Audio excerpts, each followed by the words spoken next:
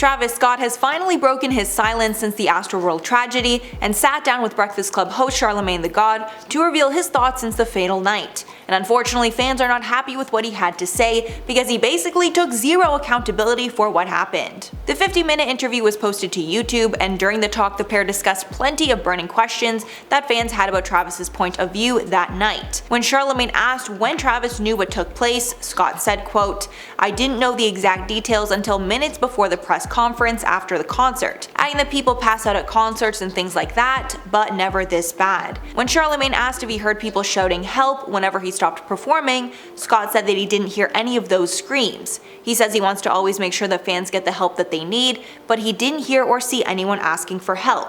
Adding, quote, "I stopped a couple of times to make sure that everybody was okay, and I really just go off the fans' energy as a collective call and response. I just didn't hear that." He explained that the large crowd, lights, pyrotechnics, and the music in his band made it hard for him to see exactly what was happening in the audience, and that he only goes off what he is told by his team, admitting that he would have stopped the show if he knew what was happening. When asked what communication that Travis got during the show, Scott said that he was told that once the guest, who was Drake, was off the stage, the show was going to be stopped, but he didn't get any details on why, explaining that no one ever told him to stop the show. Charlamagne then steered the conversation to talk about Travis's past instances of raging, because after the tragedy, old clips and stories of Travis being unsafe at concerts had surfaced, making it seem like this behavior was a pattern. When asked about his raging, Travis said, quote, "That's something that I've been working on for a while, is creating these experiences and trying to show these experiences happening in a safe environment," adding that he trusts the team around him will ensure the attendees are safe at his concerts. He then clarified that raging doesn't always have to be rambunctious or rowdy,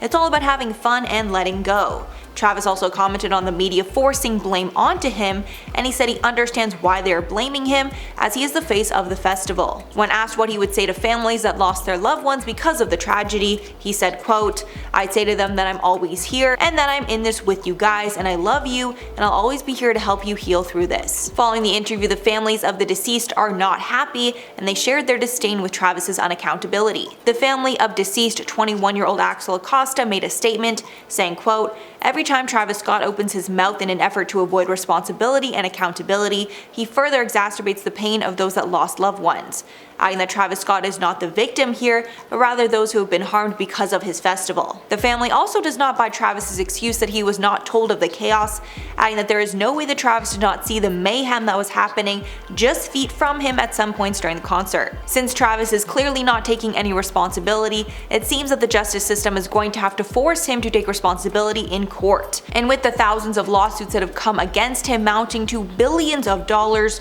Travis will be sharing his side of the story in tons of depositions in the near future. That's all for the story. Let me know your thoughts below. I've been your host, Mackenzie Smith, and we'll catch you on the next one.